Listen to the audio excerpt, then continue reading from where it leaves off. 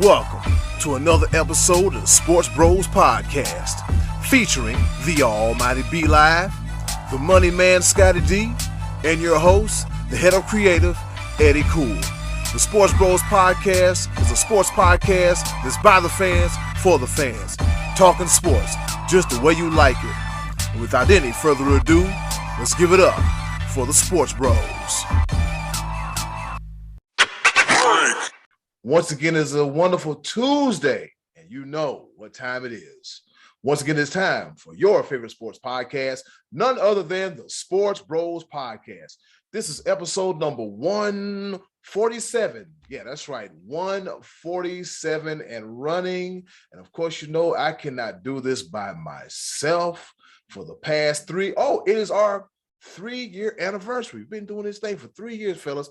Can you believe we've been doing this thing for 3 years? Whew. Oh man, yeah, I can because I wouldn't be able to do it with two other good guys, or or like they like to call me the bad guy. It's all right though. Hey, oh man, One time with Scott Hall. Hey yo. And with that being said, now that I'm doing my incoherent rambling, I have two of the best co-hosts in the world. Introducing first, the almighty B Live. What's happening?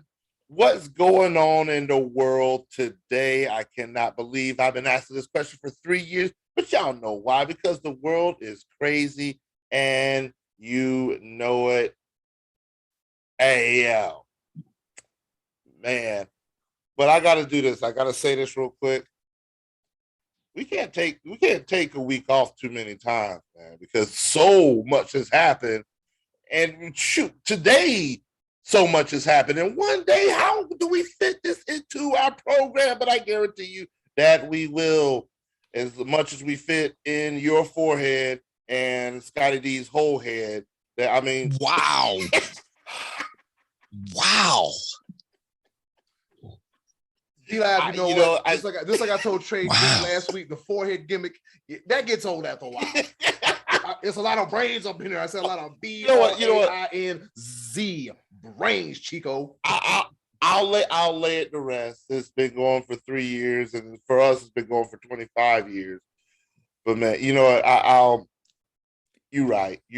But I digress. Go ahead and introduce the other guy, because even though he doesn't get old, he really does get old. All right, yep, I said what I said. All right. Oh, boy, here we go. Shades and shots fired. And the other guy, the pride of Washington, Pennsylvania. He is the one, the only, the money man, Scottie D. They're playing basketball. We love that basketball. Woohoo! March Madness. And here we are getting ready to start year 4 of Scott Donnelly and the Sports Bros podcast. I'm very excited. We are not starting up. No, wrong. No, cut. The Money Man, Scottie D, and the Sports Bros podcast. Starting year 4. We are not doing this today. No. With the main event, Eddy and B Live. He over here changing nicknames. And changing we're not. The main event, Money Man, Scottie D, and the Sports Bros podcast. Here we go, getting ready to start year 4. It's been a real pleasure, guys. Yeah, I am sad, like you guys, though, that one of my all-time favorite wrestlers, as we are speaking right now, has been taken off life support, and I guess at this point he is still alive, but it doesn't look good for the bad guy, Scott Hall, aka Razor Ramon. But that was our dude, man. The guys, that was the one that started the NWO back in the day, for those of you who are wrestling fans. Too sweet. So yeah, I hate to hear this news, but a lot of other stuff going on in the sports world. Basketball, baseball, football, hockey, all of them got stuff going on right now. UFC, golf, all that stuff is going on right now. I think even car racing, but I'm not watching that or talking about that. So Eddy Cole, let's strike up the band here and let's talk some sports. All right, let's go ahead and dive into the top of the order. All right, let's get this thing started. Here it is, the top of the order. there's so much sports going on, it makes your head spin. But I was able to compile a list together of the most important stuff. As we know, fellas, it is March Madness. It is March conference championships, tournaments, so forth and so such. March Madness. B-Live has got our bracket challenge started, and we'll have more details on that later. And as far as the field of, it's 64, right? Or is it 68? I forgot. 68. Okay. You got to play in games and stuff, right? All right, so here we go, fellas. I have one of two questions. The first question is, who do you feel got left out of this year's tournament? B-Live, you first. Man, this one, it took a lot of thought because there was a lot of different things happening. I'm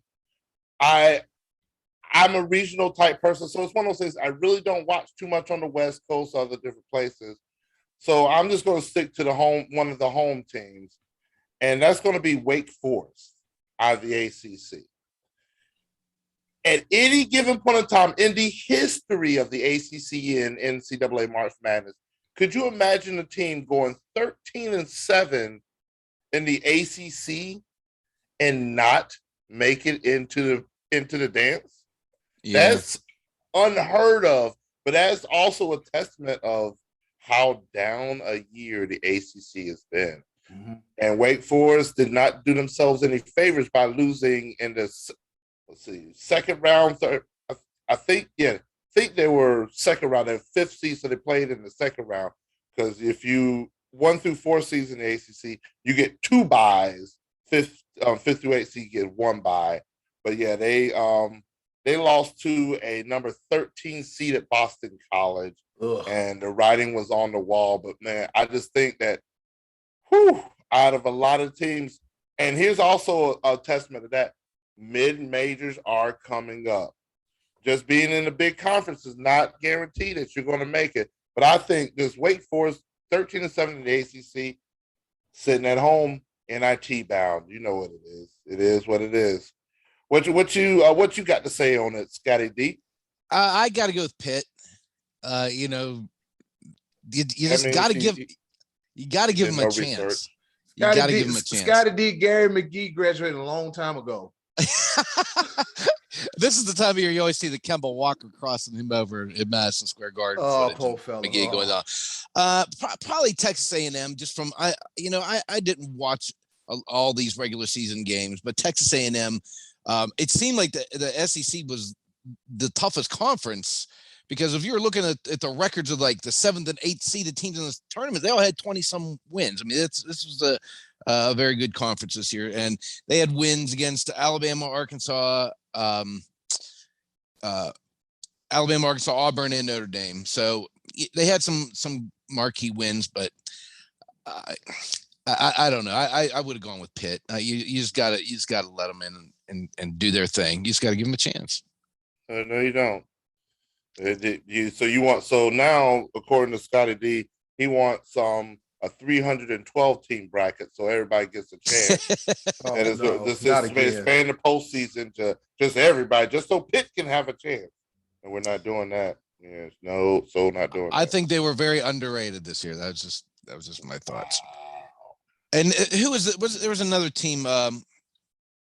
Was it that won like 25-27 games somewhere in that area?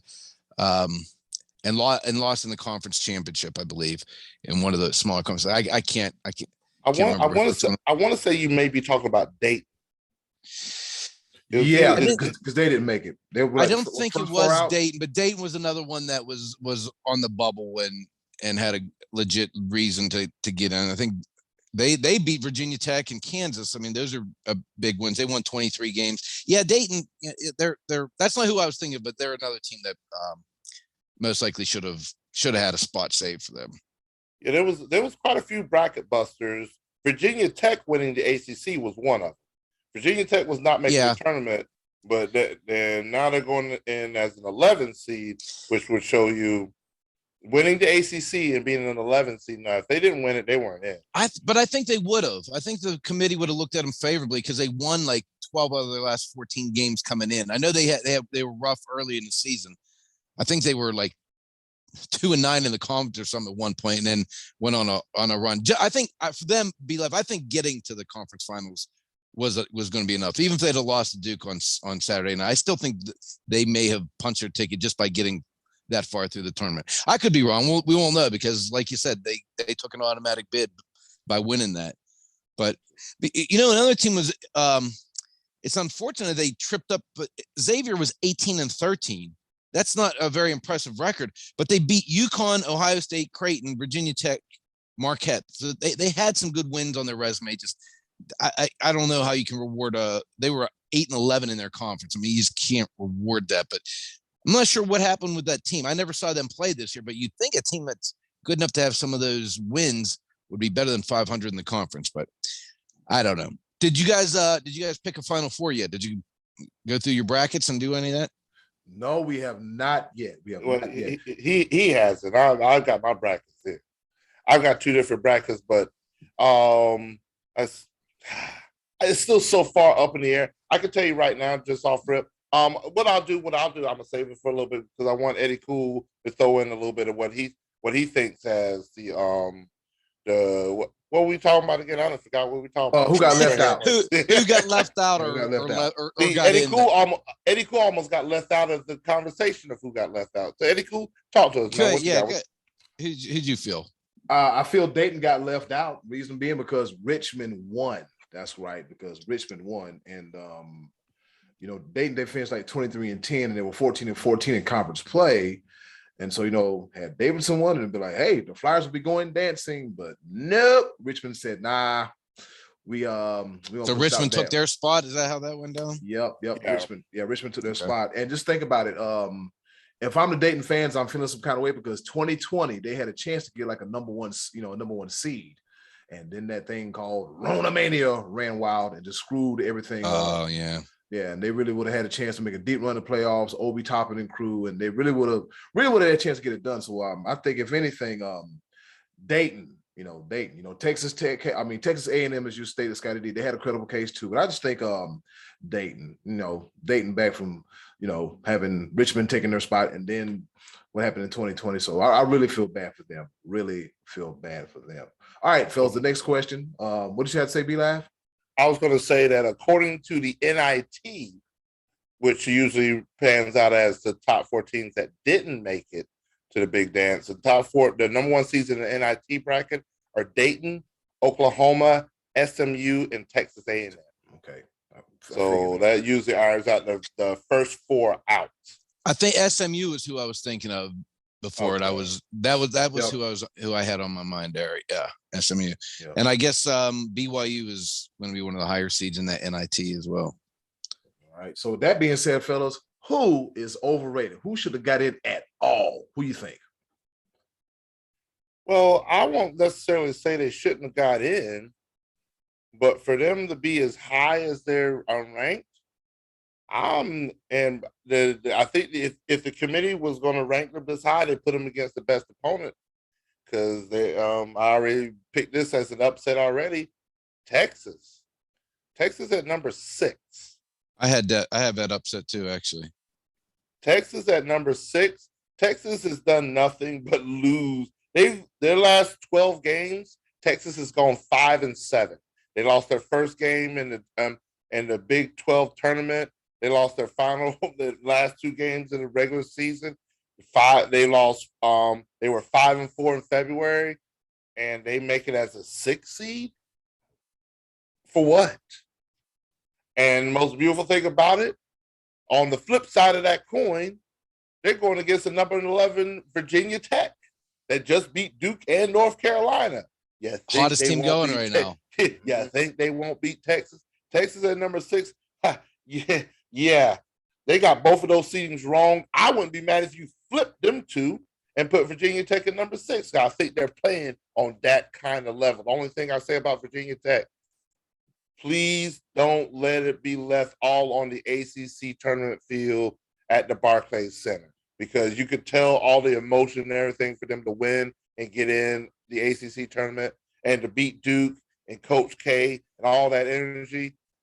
It's almost a letdown to go to Milwaukee and play Texas. This is New York City and all the lights, Big Apple, and now to go to Milwaukee to play Texas.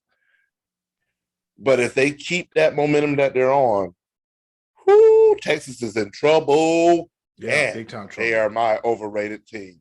Scottie D, what you got? Yes, sir.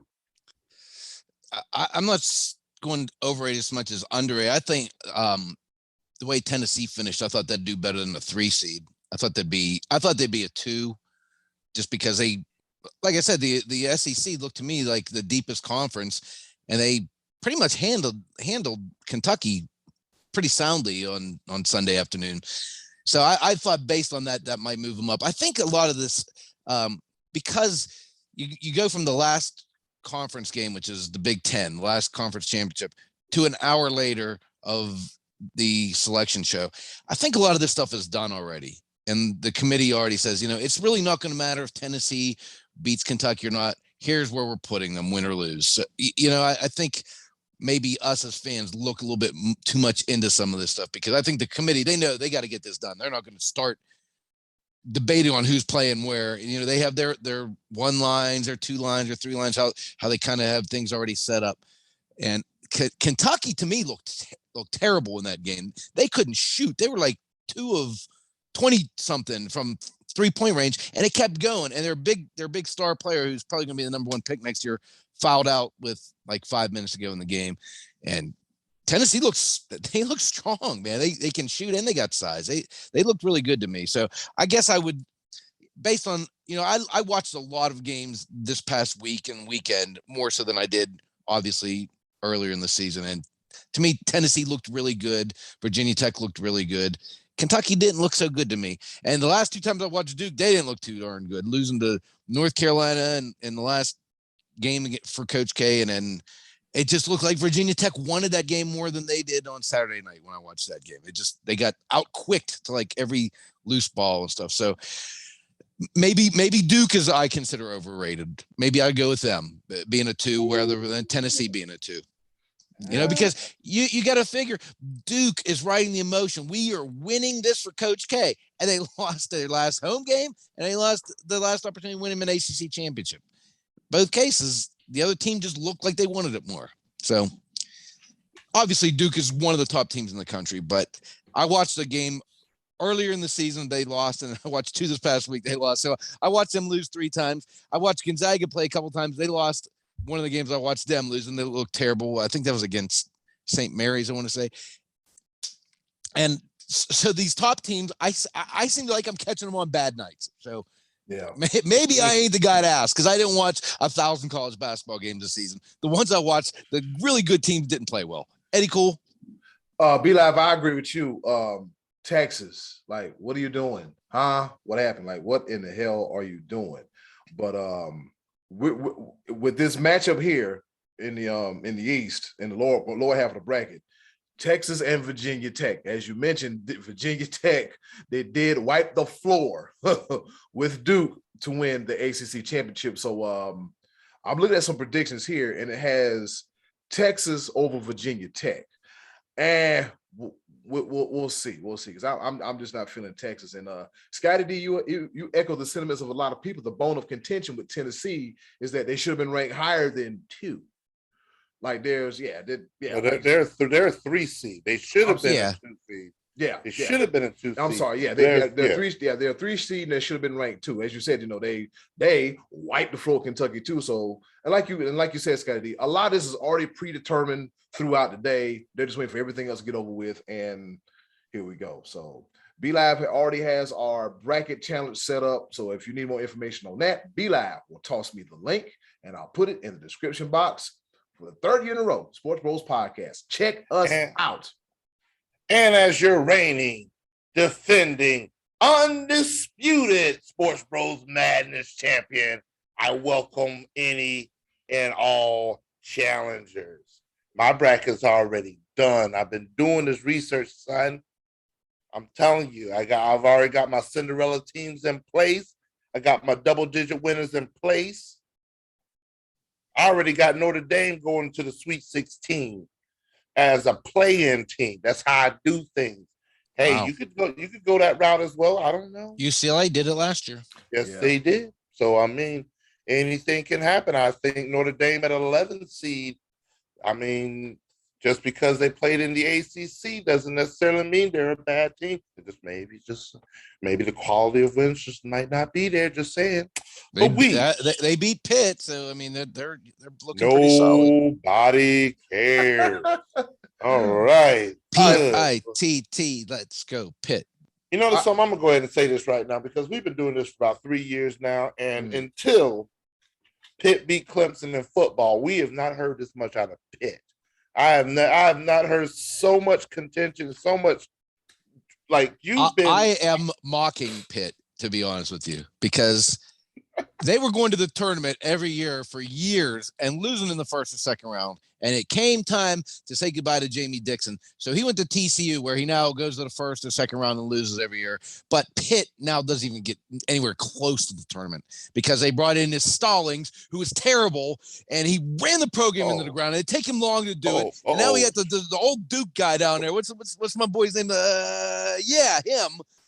And it's not. The rebuild's not happening. Capel. Oh, Capel, yeah. The guy we saw at the football game, yeah. Jeff. We saw him there, yeah. He shouldn't have been watching football. He should have been out recruiting. What did you say, Scottie D? He should have been what? He should have been out recruiting instead of watching football with us. Yeah, he was at the football game with us. Yeah, he was literally there in staring distance. He got a big head too, by the way. All right, moving right along. Speaking of big things, we got movements in the National Football League. There's been a lot going on. We got to be a sports bro. Oh man, look here. We got Aaron Rodgers. He's staying with Green Bay. Russell Wilson gets traded to the Denver Broncos. Carson Wentz goes to the Commanders, and Deshaun Watson either looking at Carolina or New Orleans. Fellas, which moves are beneficial to what teams? Scottie D, what say you? Well, let's just talk about the elephant in the room here and what happened on Sunday night, which stole the thunder of March Madness. And that is, go ahead, say the list of names there, Eddy. Cool. The return of Tom, Edward, Patrick, Carol, Carmichael, Francois, Jabot, Order of Canada, Nottingham, Brady the third. The came back. I was just at work like, oh yeah, we got a chance to win the NFC South this year. The Falcons look like crap. The Saints are in a full rebuild mode, and Tom Brady not coming back. 3 hours later, Tom Brady comes back. If I was work, I probably would have cussed for real. In the middle of bracketology, in the middle of them announcing stole the thunder. Completely. I was like, you have got to be. Oh my God! You know what? I'm gonna say this. You don't need the dump button for me because I'm gonna make this nice and clean. But Giselle, what are you doing? What is going on at home that you can't keep your man at home? He is better off in a sweaty locker room with 52 other dudes. Musty, stinking fucking dudes at that. Putting his hands between another dude's legs for 40, 50, 60, 70 plays, as opposed to staying home with one of the most finest, richest women in the world. Giselle, what is it about you that he doesn't want to stay home to? Here's how I think this went down. Here's how I think this went down. I think as the season was winding down, she's like, Tom, you need to come home. This is getting out of hand. This is enough. You're getting hurt. You're going to get hurt. You're going to hurt yourself real bad. The kids don't want to see that. You won enough. You've done enough. I think you need to come home. He's like, all right, I think I'm going to retire, guys. And then he moped around the house for 40 days. And she finally said, okay, you really want to go play? Go ahead. And he's like, yes, let me text Bruce. And now he's back. I think it went something a little bit like that. But here's the thing that I had the biggest problem with. In his tweet, he said, we have unfinished business. If there is anybody ever played that has unfinished business, it ain't him. He's finished it 7 times. He got 7 rings. He's been to 10 Super Bowls with that team just a year ago. He doesn't have unfinished business. Yeah, he doesn't have unfinished business. He's in bonus time now. Yeah. Who's we? Here's what I fear is going to happen. Safe to say, he probably will be thinking retirement again this time next year. because he's actually just going to play out, I believe, the last year on his contract, right? Isn't that he didn't have to get a new contract or anything. He has 1 year left, I believe, and I think he's just coming back to just to play on that contract. But what if he scrambles out of the pocket and tears his Achilles in week 2? He's going to have a whole season where he's going to go, man, I have some unfinished business. I didn't get to, and you're at that age range where you can tear an Achilles. I mean, Odell Beckham tore his knee up and didn't get touched in the Super Bowl. Those kind of injuries happen. Brady has been very fortunate. He had that one knee injury like 12 years ago, but that's really the most that he's been injured throughout his career. He's been relatively healthy. They've protected him well, but a freak injury happens from time to time. Then a year from now, he's going to say, you know what? I have some unfinished business. Then the year after that, he tears up his elbow and he comes back. I mean, this could go on to his mid-60s where he has unfinished business every year. He doesn't have unfinished business. He just loves playing football. And you can't fault him for that. If he can still do it, more power to him. Come on back, Tom Brady. You're still, by coming back, you're now one of the top 2 or 3 quarterbacks in the league still. So anyway. I mean, just like I told somebody, I said, I knew this was going to happen because how in the hell do you throw for 5,000 yards and lead the lead in damn touchdowns and be like, you know what? I'm not. I'm going to retire. That's true. Like you're at the top of your game. Like I can understand if you were like John Elway. I ain't got much more left to give. They're going to spin me around like a helicopter, Petey Pablo style. Yeah, or Manning or Roethlisberger, same thing. Those guys, they had to drag them off the field, Eddie. Yeah, they had to drag them off the field, and so like I mean, look at Jerome Bettis, and from a non-quarterback standpoint, he's like, you know what, I won my ring, I'm done.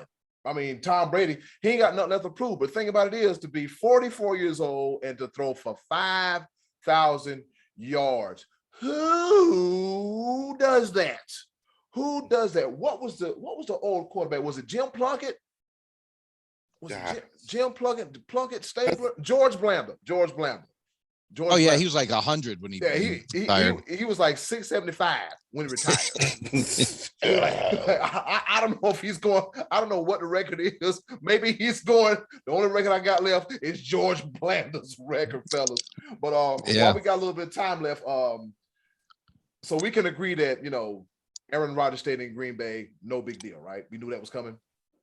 I once I know the number of the contract, because there's speculation that it's 4 years, $200 million. But I don't think they released all the details of his deal. Aaron Rodgers said it. No, hold on. Aaron Rodgers said, nope, that ain't it. I don't know who said that, but that's not. Yeah, that's not going on. So Aaron Rodgers coming back, big freaking whoop. I don't really care, because he's probably going to flop again in the playoffs, and he most likely will be without Devontae Adams. Devontae Adams said, "Hey, you're not going to keep me 1 year for that little bit for $20 million. I need a long-term contract, and if you're paying Aaron Rodgers this much, that's why I'm curious about the number. The thing that intrigues me the most, not even gonna lie to you, isn't even the Deshaun Watson talks where he's talking the Panthers or the Saints, which is going to be very, very, very interesting. Panthers, I want a quarterback. We can work on the other things later if we have a chance to get Deshaun Watson. All the detractors can kiss my natural, you know what. But I won't divulge into that too long. The one thing that got me going nuts right now is the AFC West. So Wilson. These are the quarterbacks in the AFC West now. Patrick Mahomes, Justin Herbert, Derek Carr, and Russell Wilson. That could easily be the best 4 quarterbacks at one given point in time in one division that we've ever seen. That is going to be such a competitive division. And any one of those 4 teams. Kansas City is not the same Kansas City they used to be. I mean, they did their damage. They got to where they got to. But, I mean, I think with the Chargers signing Mike Williams, I think they're going to be stronger. I think Russell Wilson coming to Denver immediately makes them better.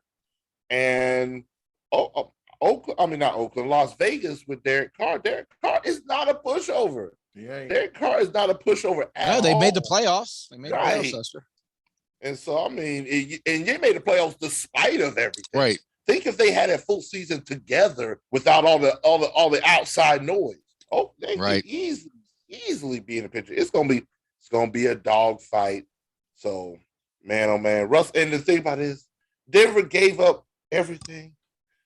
Drew Lock, Noah Fant, Shelby Harris, first 2022 first round pick, 2022 second round pick, 2022 fifth round pick, 2023 first round pick, and 2023 second round pick. They gave away a partridge and a pear tree to kitchen sink and all of the things.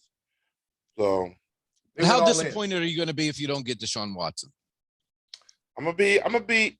Here's the thing. It's 50-50 for me because I don't want to give up everything for Deshaun Watson. I don't want to gut the team. So I don't want to get rid of like 3 players and 3 draft picks or 4 draft picks. Yeah. I'll be all right with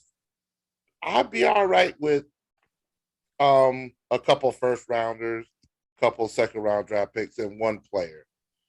Like I think it's going to take more than 4 picks. I think it's going to be they're going to want more than that. Yeah, but I don't know. But with what the freaking Broncos just gave Russell Wilson, yeah, it will. Yeah. So, and it's going to be dangerous because this guy could still be facing suspensions. Just because he wasn't charged doesn't mean that this stuff is over with yet. Yeah. Especially from the league perspective, because you and I were going at it on our little phones the other day about how Roger Goodell treated Ben Roethlisberger and Ezekiel Elliott. And to me, that was the biggest travesty because Ezekiel Elliott never got charged. He was accused of something before he was in the NFL, and Goodell took 6 games off of him in his second year. And that ain't right. That wasn't right. But if he's going to do it there, you got to be consistent. Deshaun Watson should probably get suspended like 120 games or something like that. That's not. First of all, oh God, not 120 games. Wait a minute. I'm gonna say this because I did my research. When it came to Zeke Elliott, there was some condemning evidence, but the reason why he couldn't be charged criminally is because the what's the thing called, the chain of command. Statute of limitations. The chain of custody or something like that. When it comes to evidence, it was presented incorrectly. So the evidence was inadmissible in court, but it was still there. There were photographs of the alleged such and such or whatever. And so the league was like, yeah, you might have done that. What evidence is there with Deshaun Watson besides the number 22 girls saying that they had to touch his penis, and none of them can get their story straight. None of them can get their story straight. It's just hearsay. I'm waiting on the evidence. Once that is presented, and if Deshaun Watson is suspended, it is what it is. I don't think it's dangerous because I think at the end of the day, it's just something that you get through and you move forward. 6 games, he'll come back and take the team to the playoffs. Season after that, take him to the Super Bowl. He is that caliber of a quarterback. So, Deshaun Watson, I welcome you to Carolina. I welcome you to the Panthers. Hey, you already know how I feel. I bleed orange. Where's all my stuff at? Where's my koozie? Where I got all my orange stuff right here. You know how I feel about Deshaun Watson. Yeah, I bleed orange. I will welcome you to Carolina all day, any day of the week. Here's another mask for you with Clemson on it. I know we're running out of time, but I got to make it known that you're welcome to me in Carolina. Yes, sir. Please. Yes. All right, real quick before we bring on our special guest, Hunter Simboli, with the baseball report. That's right, Hunter Simboli is back. Carson Wentz to the Commanders. What the hell is going on? Nobody cares. Overpaid for him. They did too much. They did way too much. Yeah, they did. They did too much. And we can agree on that. Well, just let everyone know that the new league year starts on the 16th, if I'm not mistaken. The 16th, if I'm not mistaken. So, Right now is the legal tampering process where they can talk amongst each other. And Joey Buckets, I apologize about talking about that. Nobody cares about the Commanders. We care about the Commanders. They should have stuck with a Washington football team. Sounds better. But Commanders, it is what it is. Joey Buckets, Mitchell Trubisky is Steeler. How about that? And Mitchell Trubisky is Steeler. I'm not mad at that at all. He's not a all. bad quarterback. He was just in a bad system in Chicago. Yeah. He's not a bad quarterback. Hey, Yeah, more power to you. Hey, let's get it. Another chance. Okay. Yeah. I think the Steelers going to surprise you. They just might. Yeah, they would. They got to figure something out, man. They got to fix the offensive line because Najee Harris got a struggle 1,000-yard rushing, and we'll see about that in the NFL in the future. All right, we got the free agency period and everything coming up with the NFL and the new league year coming up as well, too. Coming up next, it's time to talk some baseball with our special guest, Hunter Simboli, right after this. All right, baseball is back. Yes, everybody agreed. The millionaires and the billionaires said, yes, we going to play. Let's have some fun. We done lost a couple games, a couple weeks, so let's recoup that money because we can't afford another 2020 season.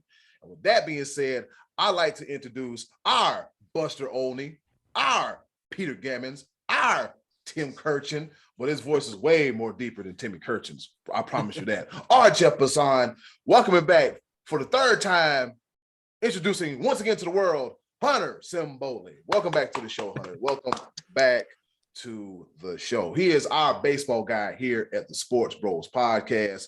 And how you been, man? Long time to hear from. How you been? I'm better now. I'll tell you that much. The last 99 days have been not the best, but we're here. Yeah. Hunter, did it make you crazy that they spent 46 days from Christmas until they went back to the bargaining table without even talking? Did that not make you nuts? Because it made me crazy. Yeah, that was actually my first talking point was, when you're in negotiations, you would think that they would start immediately, December 2nd, because December 1st is when they start. December 2nd, you think they would go in head first, trying to find something. And then Player Association gives them a deal, and then the owners are like, we'll wait. 40 days is probably a good time to think about it. I think that's a good amount of time. And then I feel like this would have all been avoided. I mean, great. Well, let's say that, baseball is back. We're not going to take that for granted. But, some of this worrying and some of this stress probably could have been avoided, instead of canceling spring training games. I don't know, Hunter. I think they were going to play hardball till the very end, till desperation mode anyway. But I think, to your point, like I was actually alluding to before on our show, they waited too long. They could have crossed some bridges earlier, and I think they could have gotten this done earlier too. But they knew it. The owners knew exactly what they were doing. Yeah, they knew exactly what they were doing, and the reason why the deal got done when it got done is it put the players in a position where they knew they were going to lose money because games not being played, they're going to lose money. The owners, again, most of them are billionaires. Mm-hmm. They're going to be all right without a few smart businessmen. And so it ended up being the biggest bargaining tools because at the end of the day, and I was going to ask that question, the players really didn't gain much out of it. Like there was a couple concessions that the owners did eventually agree to, but for the most part, the status quo of all of the revenue that's coming in, the billions of revenue, didn't get split evenly with the players. The owners still got to pocket it. But my big question to you, Hunter, out of all of this, what's the best thing that did happen for the players in your thought process? Well, I kind of think that this can go two different ways. In my opinion, I think the main structure of the deal and why it was as long of a negotiation process as it was, and to put it cut and simple, the owners did not want to prepare the younger players for a more fruitful living in the minors. Wow. Now, with that's basically what I'm getting out of the deal. And the reason why it took so long is because a lot of it was based on the CBT, the pre-arb pool, and the minimum salary cap. And with that, the minimum salary they ended up agreeing on was it increases by $20K every season from 2022 to 2026. It jumps from 700 to 760. Doesn't sound like a lot. It sounds like pennies. But this is every single player that's in the majors that's getting paid that, right? And then before the negotiations even started, The players, by the end of 2026, they wanted the CBT to get to 268. The owners were at 232. That's a competitive balance tax. That you're correct. About? Okay. It works kind of as a, in a sense, a salary cap. There's a couple things that kind of differ from it, but it's pretty much what it is. And then you have the player arbitration pool where the players were over at 110, I think, when negotiations started. The owners were at 10 million. So if the best thing that I think that came out of it is the players fought for the younger players and the younger generation that are in the minors to give them a more fruitful starting point, to give them better opportunity to make more money. Okay, instead of, in a sense, really giving all that money to the top 0.5% of the league, the Mike Trouts, the Tatises, the a bunch of other players that I can't even think about. Those guys that are making, Max Scherzer's, the ones that are making millions and millions of dollars on one at bat, on one pitch. That's what I think is the main structure of the deal, and that's why I think it took so long a negotiation period. But one, because they were also so far apart from the very beginning. Correct me if I'm wrong, wasn't one of the sticking points too, like as far as service time, and I don't know how this got alleviated, because I can remember a few years back when the Pirates had this Gregory Polanco down in the minors. We couldn't wait to see him. They held him in the minors, even though he was, what they were saying was ready, until like middle of May or something like that, so that his first year wouldn't be that year. It would be the following year. He didn't get a full year of service time. That way they had club control over him later on in his career. Did that get kind of rectified? I mean, how did that work? Or are you even sure how that was working? I know a couple different things. So everything you just said was correct. That's what we call it, service time manipulation, which they did that in order to keep him in control with the minimum amount of money being made for a longer period of time. And if you recall, a lot of the franchises that take advantage of this particular loophole, we'll call it, are the teams that are in the lower market. Pirates, Guardians, Detroit, I would say, but now they're kind of getting it up there. Those Tampa Bay, they're very notorious for doing that, especially with their pitching. Though one of the things that they had in the deal kind of avoided this, to where if they are in the top whatever percent of the minors, like I think it was the top 2 rule, where if they're in the top 2, they automatically get that year of service time. So I saw something about okay. So for example, like a Spencer Torkelson from Detroit, if he was in the top 2, he would immediately get a year of service time. That's how I understand it. And keep in mind, I'm a common fan who loves analytics, but by no means am I in the business side of anything. But that's how I, as a common fan, as a analytic standpoint and statistics standpoint, took it. And there's a lot of different variables in this deal that are crazy that'll affect the game for until a new agreement is made, such as the DH and the NL. That's what most people are excited about, because it changes. Nelson Cruz, for example, he wouldn't have went to the Nationals, obviously, if there wasn't a DH. He would have stuck in the American League. The draft lottery avoids teams from tanking, like the Pirates, for example. But I don't think that is going to be as big a deal as people are making it out to be, because if you're the Pirates and you're wanting to stock up for the future, you're going to do that anyway, whether you're getting in the lottery, getting the number 1 overall pick or the number 6 pick, because in baseball, it's as far as a sure thing in the draft as in any sport. I mean, you see LeBron James coming out, that's the guy who's going to be number 1 pick. And in the NFL, you see Trevor Lawrence is coming, that's going to be the number 1 guy. Pirates had the number 1 pick a couple years ago, and they didn't. 3 days before the draft, we can't tell who the best player in college baseball is. It's such a more of a crapshoot, I think, when it comes to drafting college baseball players than it is in other sports.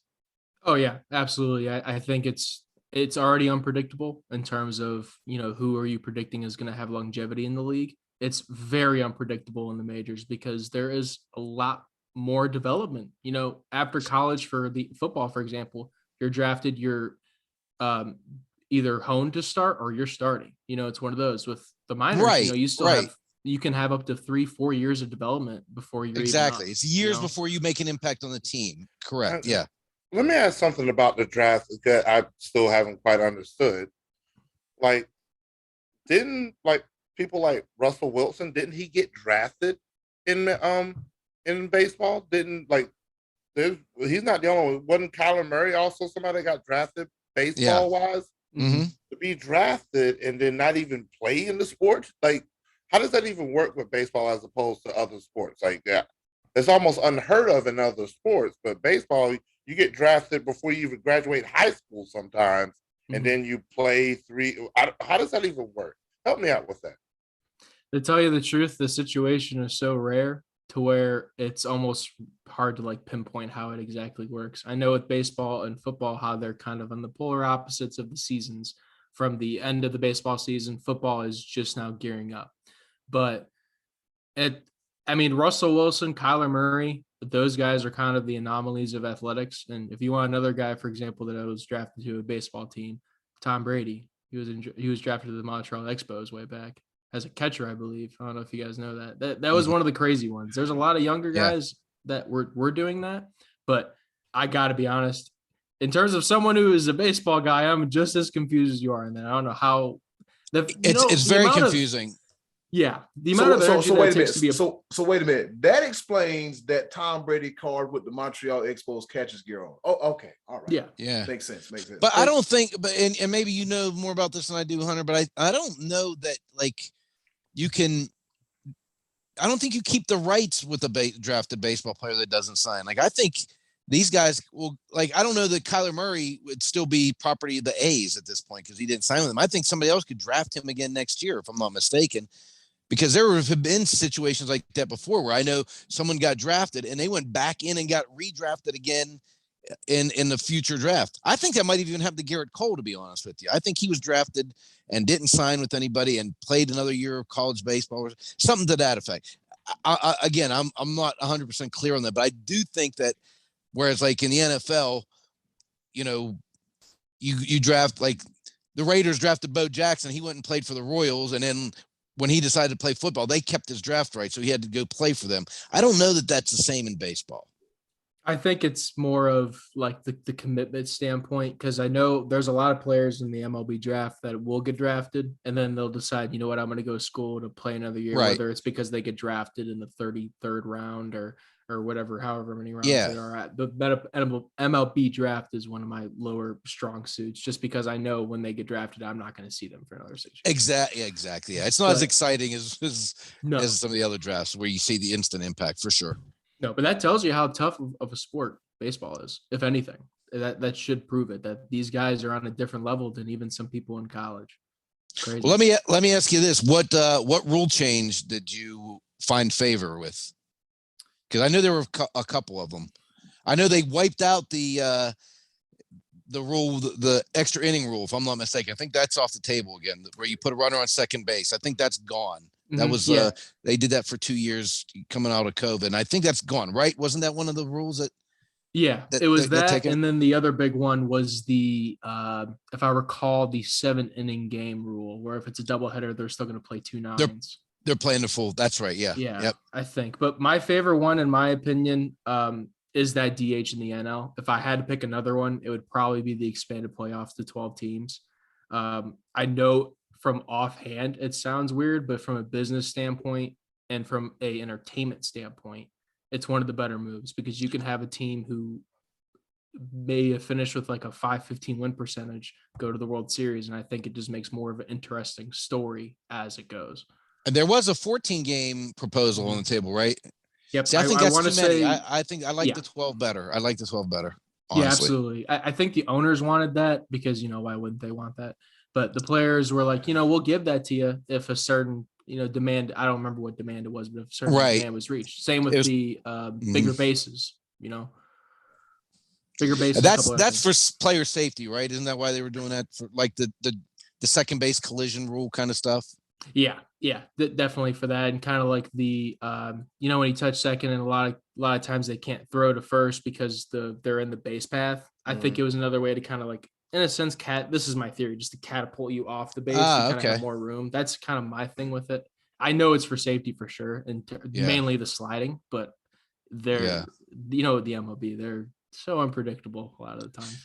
Yeah. Now, correct me I'm sorry if I'm jumping on it, but I had one other thing I wanted to, the positioning, the shift, they're doing away with that, I think, next year, right? The 2023 season. Is that, do you know if that's official? Because that's one that I'm struggling with. I think that that's going to happen, where they're going to not be allowed to make to shift. And I don't know how they're going to line that up and make them not do that. Maybe only 2 players allowed on one side of second base. So I'm not sure, but it seems strange to me that, like, if you're going to run on 3rd and 1, you're going to stack all your guys on the line. You're playing defense according to what the other team's going to do. And baseball has been smartly doing that. Yep. And instead of training the batters to bunt or hit the ball the other way, we're just going to say, nope, you can't, you're altering the defense. And Yep. What do you think of that? Because I have a little bit of a problem with that.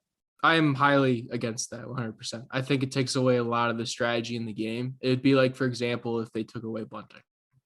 And obviously that hopefully would never happen, because again, that eliminates a factor in the game, one that's not really used a whole lot anymore, just from a strategic standpoint. And 2, I think it eliminates managerial decisions on defense. I that's think true. Very true. Now, in terms of if that's going to happen this year, what I will say is I know that the MLBPA granted the owners permission to have an assortment of rule changes in the next 45 days. That's what I understand from reading now. Oh, okay. In terms of the shift, I have not heard a whole lot about that being something that's going to be implemented for the 2022 season. I have heard more about the 2023 season now. So, yeah. But as soon as something like that happens, I am going to be extremely upset, because the first guy that I think of when I think of shifts is I think of Joey Gallo. And he is going to be incredibly happy when his batting average boosts 60 pins and he thinks that he's getting better. Yeah, right. Yeah. All right, Hunter. Earlier today, a few news and notes broke today. First of all, Fernando Tatis Jr., he's expected to miss 3 months with a fractured wrist. Yes. How does that impact the San Diego Padres? Oof. Well, I mean, that's a really tough one, because obviously it impacts their team at such a high level. And if I'm being honest, without them or without Tatis, I don't think that they are a playoff team, in my personal opinion. I think that Tatis is a game changer in the box. His fielding, obviously, for whatever reason, has digressed an unnatural amount, which is why he was playing center for a little bit of the 2021 season. But I think losing his bat, I mean, that lineup is pretty good without him, but with him, it's a game changer of a lineup. And I think it's really going to hurt their chances until he comes back in probably late June, early July. Less good pitches from Machado, I would think. Yeah, that also affect. Well, I mean, if I were a pitcher, I wouldn't even pitch to Tatis half the time. I mean, he's not Barry Bonds, obviously, but if I had to pick between either facing him or Machado, I think I'd probably face Machado every time. Not to downgrade Machado. Machado's a great player and he's a way better fielder, but all around standpoint, Tatis knows what he's doing in the box. That's what I mean. But if you got Tatis in the lineup behind him, you want to get Machado out. You don't want to, now you don't have to mess around with him as much. You can pitch around him a little bit more. Yep. And also earlier today, the Mariners, they're making moves. They traded for Jesse Winker and Eugenio Suarez. Now, how does that better the outfield for the Mariners? Well, what I will say is Jesse Winker had a career year last year, and I think the Reds, I'm not 100% sure what they were thinking on the trade by getting. I think the one notable name that I remember off rip is Justin Dunn, and I want to say his ERA last year was in the sub fives. Which, I mean, if they see something, they see something. Obviously I'm not a coach or manager or anything like that. But when you trade somebody who was a staple in your lineup and a guy who is a proven home run hitter in Eugenio Suarez, I don't understand the move. I understand the move for the Mariners. That I think it was a great move. But for the Reds, they weren't that far off in contention last year. And I think this move, I don't think it helps them. I think it helps them in the long, long run if those prospects pan out. But I don't think it helps them right now. And I think it actually hurts them right now at this very moment, because you've taken out two guys who combined for last year, I think like in home runs in the 70s, something like that. And if Eugenio Suarez gets his batting average up to 260, they are really going to regret that trade. Right. And B-Live is mighty quiet, but he does have some concerns about what's going on in Atlanta. What do you have? What question do you have for Hunter, B-Live? Well, I don't know how you could read the sweat on my forehead, because I'm literally reading the story about the Braves and their trade, and it's looking more and more prevalent that I'm losing my dude. I'm losing my favorite gift, my man He's gone. Freddie Freeman dancing, but it looks like that the Dodgers and the Yankees are pulling out their paychecks, and so Magic Johnson can kiss my you know what, and whoever owns the Yankees, your boys, so Steinbrenners, then whatever, they can choke on a big one. So I'll ask you, because I'm a diehard Braves fan. I already have my opinion about the matter. I'm looking at the matter. We're getting younger. We're getting better. We're getting cheaper. So we're not spending as much money. We're not. But he was such a leader in that locker room. So how do you feel? How do you feel about this move from the Braves? I think it's incredibly confusing. It didn't feel like they fought very hard for Freddie Freeman, which in my mind, I took that as complete disrespect. I mean, they fought more for the tomahawk chop than they fought for Freddie Freeman. Wow. Is what I'm feeling. And I'll tell you one thing, getting Matt Olson, fine and dandy. That's amazing. I actually really like the move in terms of a player standpoint, but when you're trading somebody like Christian Pache for that, I don't think that was a smart move for future reference. I think Freddie Freeman, even though his stats against lefties are a little on the questionable side, I think he is, like you said, B-Live, he's a leader in the locker room, and he was helping players like Ronald Acuna, Ozzie Albies, Christian Pache develop incredibly early. And he's been with that organization for as long as I can remember, back when they had Craig Kimbrell, just to kind of put you in perspective. But when Freddie Freeman's face looked like multiple volcanoes in a small crater. But I don't understand. I really don't understand why they wouldn't fight for him more. I really wish I had more to say, but the trade is questionable. I don't know why they wouldn't re-sign a guy like Freddie Freeman. I know he was asking for a lot of money, but you have a guy like Ronald Acuna locked down on a very team-friendly contract. You should at least make more of a push. How many years was Freeman seeking, though? I mean, I think 6. 6 to 5, I think, was his range. And he's what, 34, 33, somewhere in there? I think he's B-Live. You might know more than me, but I think he was only like 31. I want to say it's young 30s, probably 31, 32. I'm gonna see if I can pull it up real quick. But yeah, but still, it's one of those things where my heart says, pay the man. Yeah, Braves, the Braves obviously can afford it. They're one of the bigger franchises in the world. I mean, we can afford it. Yeah. But that's something about the Braves that I've known about them. The Braves, they're better than the Pirates. I'll say this much. But the Braves really don't pay. They don't pay big money. I have not seen a time where they've had those big money contracts. The biggest contract I've ever seen them is the one that Ronald Acuna has. Well, 5 years, $100 million, or was it 6 years, $100 million, something like that? I'm pretty sure it was like a longer deal, and they're not paying him a whole lot for what his ability is. They signed him incredibly early, which in result, it obviously helped them a lot. Like, they signed him when they were like not even like, I think, a year and a half in the league, something crazy, which is why they got such a team-friendly contract. Because in reality, they just pulled him from under the rug. Oh, dear God, it's worse. Yeah, I know. Which is better for business, but Jesus Christ. I don't know if I hate it. I don't know if I hate it as much as you guys do, because Olson's he's younger. He's a good player, man. Yeah, he's a great player. That's not the argument. Yeah. He's a great player. The value is there, 100%. Yeah. But Freddie Freeman is like the face of the franchise. Yeah. That's literally like you as a Yankees fan, you're saying that Derek Jeter is asking for too much money. At any given point in time. Yankees print their own money and they spend recklessly. But You are right about that. I mean, but maybe the Braves are trying to stay away from that tax threshold. You know, I don't know. It has to be financial. You're not going to let a guy walk away like that after winning a World Series if it's not all financial. Ronald Acuna signed an 8-year, $100 million contract, which is ridiculously cheap.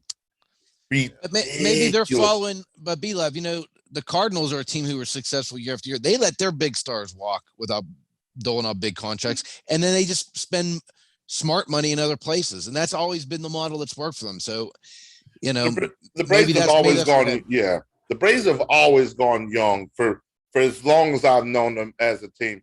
I think really, when it comes to free agent signings, I think the biggest free agent signing they've ever had was Greg Maddux. But besides that, majority of the players that they had came up from like the farm leagues, from the minor leagues, stuff like that, and developed young and early.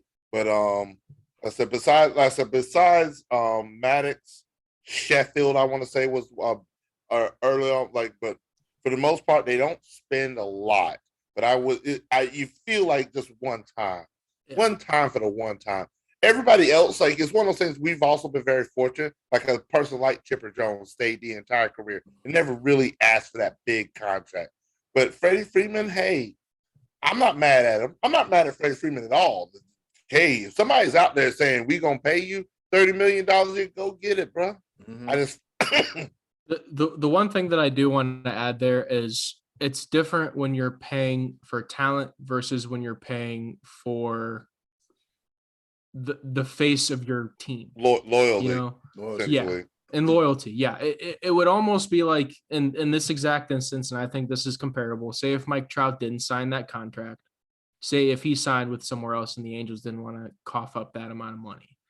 I think that he's the face of that team, obviously. Mm-hmm. And it almost came off as disrespectful if you didn't want to offer what he wanted, because he quite literally changed the direction of your whole entire franchise. That's something that Freddie Freeman did. He was around when the Braves were losing 90, 80 games a year. Yeah. You know, and he was the only guy that was notable on that team, you know, and then you have some other people who you wouldn't even remember them now when they were on that team. You know, he's been there for a lot longer than people remember. He's been there for a while. Yeah, he has been around for a very, very long time. But I'm like you're speaking about Mike Trout. I just want Mike Trout to get one. I just want him to get one World Series ring. I mean, because a guy like him, you know, he's quiet, he's humble, he doesn't make a lot of noise, he's good on the field, he's good off the field. Anaheim, LAA, whatever your name want to be, do something. Get this man some help. They tried. Get him some pitching. Never works. Get him some pitching. They need pitching. If they get some sort of pitching, anything, like if they went and signed Carlos Rodon, they went and signed a couple more starting pitchers, they would be on the top of my list on teams that I think are going to win the World Series. They have no pitching, and then when they do have pitching, they get hurt. Their best starter last year was a guy who was hitting most of the time. Their second best was a guy named Dylan Bundy. Granted, was really good at one point. He's still okay now, but if he's your number 2 starter, when the Guardians, for example, Dylan Bundy probably wouldn't make that starting rotation. Just as a clarity point, that tells you something into what they need to improve upon with being the Angels, which is their bullpen and their starting pitching. Their lineup, you don't need to soak up $700 million in that lineup with Shohei Ohtani, Mike Trout, a couple other guys. You got Justin Upton. If you guys didn't tell, this really frustrates me about the Angels. I'm not a huge fan of them, but if they just were smart in any type of degree with pitching, they would be in the postseason every year. Yeah. And speaking of the Guardians, Hunter, what is your outlook this year for the Cleveland Guardians? I'd like them to get a power bat in the outfield. That's what I would like for it to happen. I think they have a lot of people a lot of guys in the minor leagues that are developing strongly. One of my favorites, Oscar Gonzalez, he is gonna hopefully tear that team up when he gets brought up eventually. There's a lot of guys that I think are going to come up this offseason as well. A lot of names. I think Oscar Gonzalez, I'm really really excited for. And then there's a couple other guys. I think Nolan Jones, if he has a good early minor league season, I think he has a chance to come up and play first base or left field if Bobby Bradley or if Josh Naylor isn't ready, for example. I like Josh Naylor, as I was saying. I think he's going to make a big turnaround after that rough injury. I really like the team. I think their starting pitching is really good. I think in terms of the bullpen, there's some question marks there with Karinchak. And if Karinchak can, get his stuff right, if Clase can keep up his 102 mile an hour cutter, there is a lot of questions in that bullpen. I think the lineup has even more questions. However, I think both of those will pan out within time because Terry Francona arguably is the best coach in the majors, and I will stand by that. He's done more with less before, and not to say that they're less.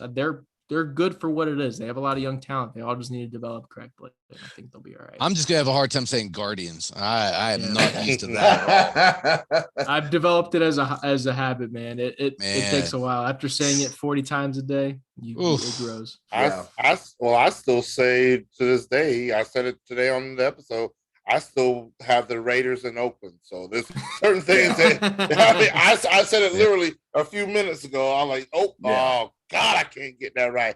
The Raiders. Oh, then you got the Washington Commanders team. You mean to tell me 3 years and the best you can? I'll say it once and I'll say it again before we move on to the choices of the voices. You let the Canadian football team, formerly known as the Edmonton Eskimos, I swear it took them 90 days to come up with a new nickname, the Edmonton Elks. Only thing they had to do, they kept the colors, was just flip around the logo and boom, back in business. So they had enough time to postpone the season, come up with a whole new name, play this new season with this past season with a whole new name, and 3 years, here you go. Well, the best we got is Commanders. You serious?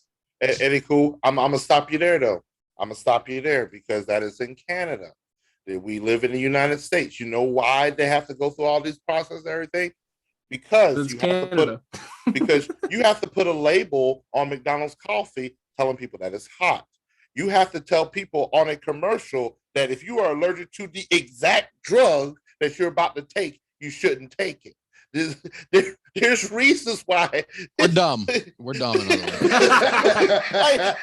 Every drug commercial I watch right now, they literally say, if you're allergic to this particular drug, you do not take this. Why would you have to say that? Because of legal reasons. But I get it, man. But But guess what? Guess what you're about to get? And guess what time it is? What time is it? What's going on? I got some good news. Hunter here, he's going to stick around for the choices of the voices. Our favorite portion of the program. We are back and we're pumped because it's WrestleMania season, brother. And with that being said, hey, yo, Button, hit it.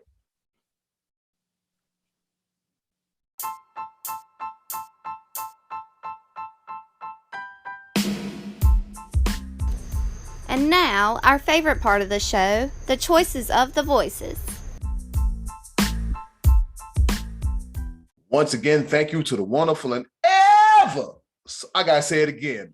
Once again, thank you to the wonderful and ever so lovely Miss Button for introducing our favorite portion of the show. That's right, it is the choices of the voices. And let me put it on gallery view real quick. And as you can see, the almighty B-Life constructed the logo with the voices, the choices of the voices.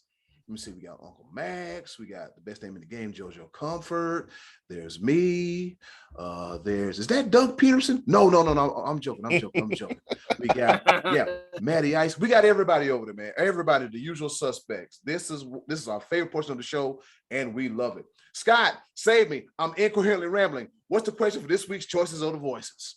All right, we went from sports to sports entertainment and asked you, who is your all-time favorite pro wrestling manager? Right? We got WrestleMania season coming up here. WrestleMania is in a few weeks. I don't know what the date of it is, but I know it's soon. And Eddie Cool took a break last week to go watch a little bit of Monday Night Raw. So I figured let's get in the pro wrestling mood, and that's why I came up with that question for the week. So favorite pro wrestling manager, Eddie Cool. What do we get here? All right, pro wrestling managers. Here we go. All right, we got Rodney Bellamy. He said Jim Cornette. He's a heel. steal, tennis racket and everything, right? He said he was a sleazeball. Jim Cornette just talked that trash, though. Let's think about it. He said, but his podcast has some of the most insightful hard truths about old school wrestling. Good listen, good stuff. So we got one. It is. Yeah, we got one for James E. Cornette. If you're Kenny Omega, you might not want to listen to the podcast. We got cosplay dancers and Kenny Olivier. He just be going off. It's so hilarious. All right. We got Diamond Dave Ramito. He says 3 great choices. There are their money. Captain Lou Albano, Classy Freddie Blassie, and J.J. Dillon as well. He was a huge Cornette fan himself as well, too. Oh, I like this one, a throwback. Jimmy Hart and, of course, Gary Hart were pretty cool, too. Gary Hart was a old school territorial manager, He said, brother, I'll get at you. How I get at you? I got a man right here. He'll come and get you, brother. Yeah, good old Gary Hart. And, the mouth of the South megaphone running up and down and stuff. And I don't know if you noticed, but Jimmy Hart is an accomplished musician. Yeah. He's a music producer and all. Yeah.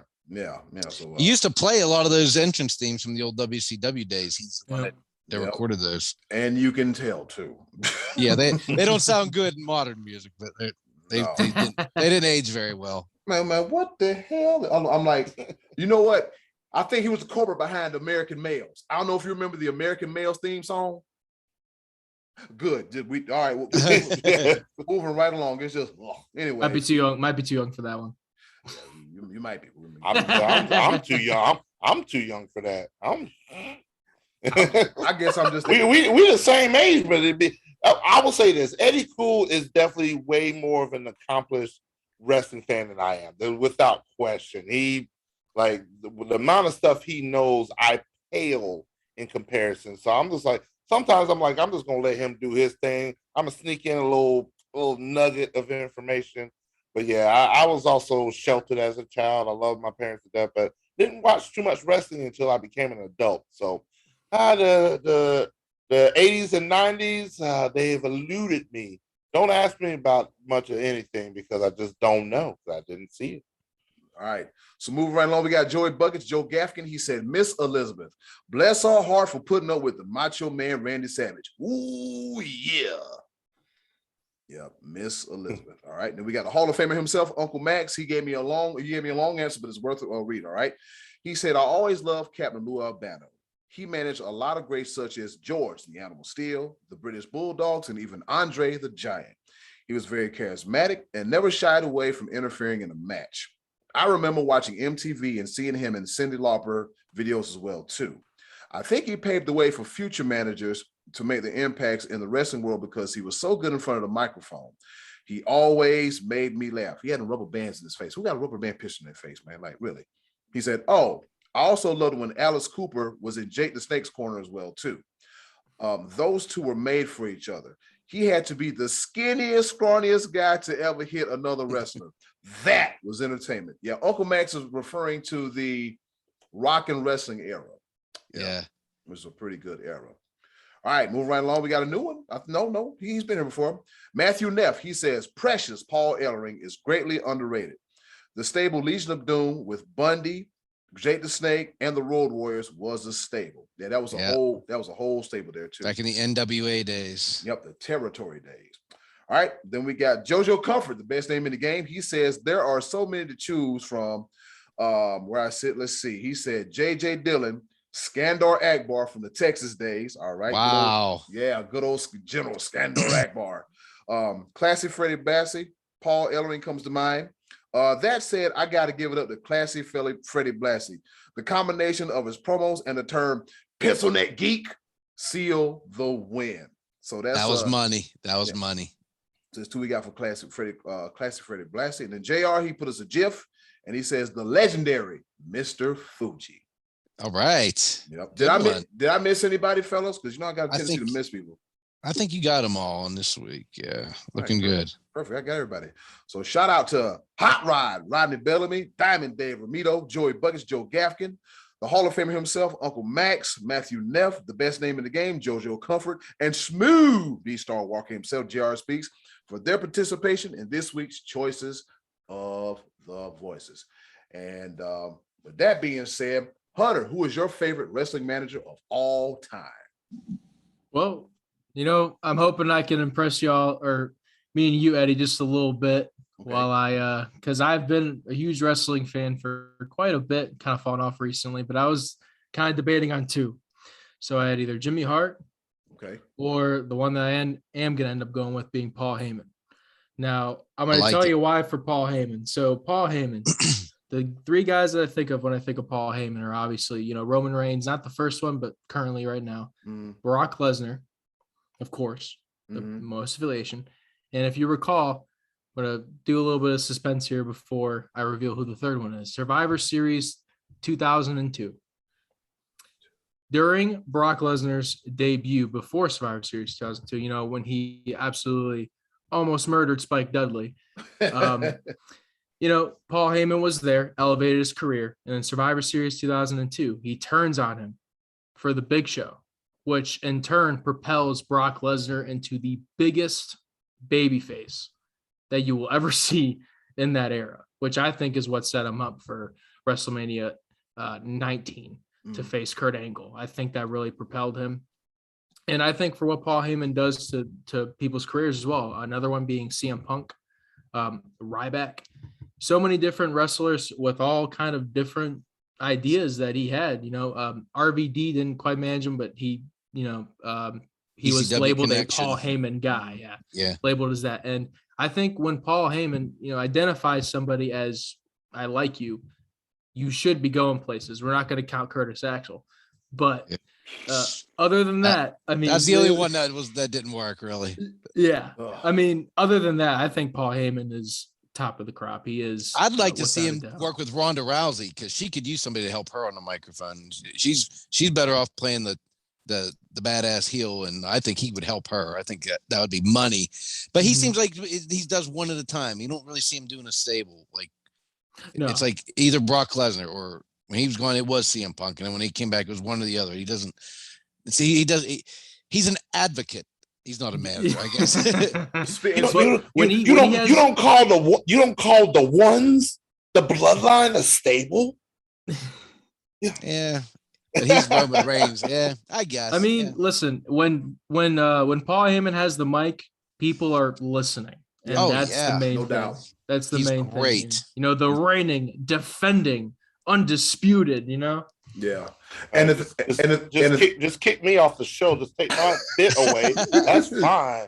Because if you're gonna say it, you're gonna say it right. The reigning, defending, undisputed. Well, yeah. You gotta have like the rasp in the throat to almost sound like you're about to throw up on the mic. Reigning, defending. Yeah, there you go. Not only does he have people listening, they have people literally reciting his entire line. Like he is like the crowd is gravitating toward him on either side of the coin, and he's going to have a major part in WrestleMania.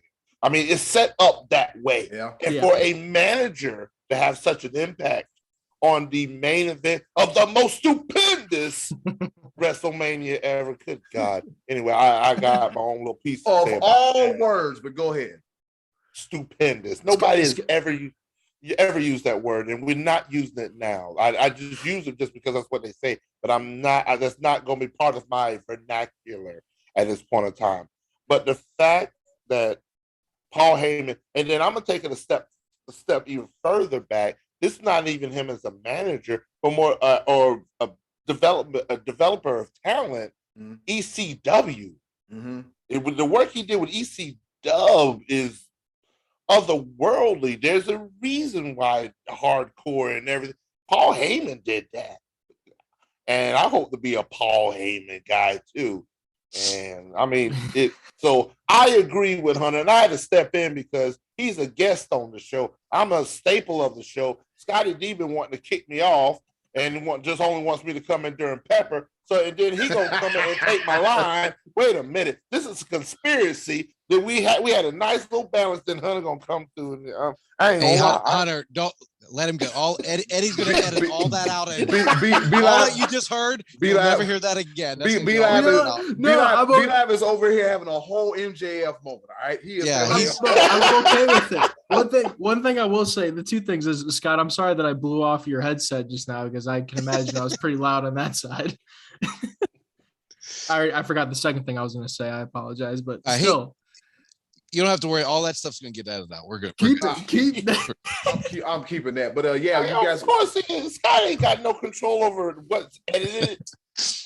All right. So I just recently did watch. I did watch WrestleMania 17 the other day, and Paul Heyman's announce work is amazing. I don't know why. Yep. Since you guys are talking about Paul Heyman and being in stables, Paul Heyman, a little bit of tidbit, and Scottie D, you might remember this. There was a stable by the name of the Dangerous Alliance, which consisted of Arn Anderson, Larry Zbyszko, beautiful Bobby Eaton, Ravishing Rick Rude, stunning Steve Austin. Yep.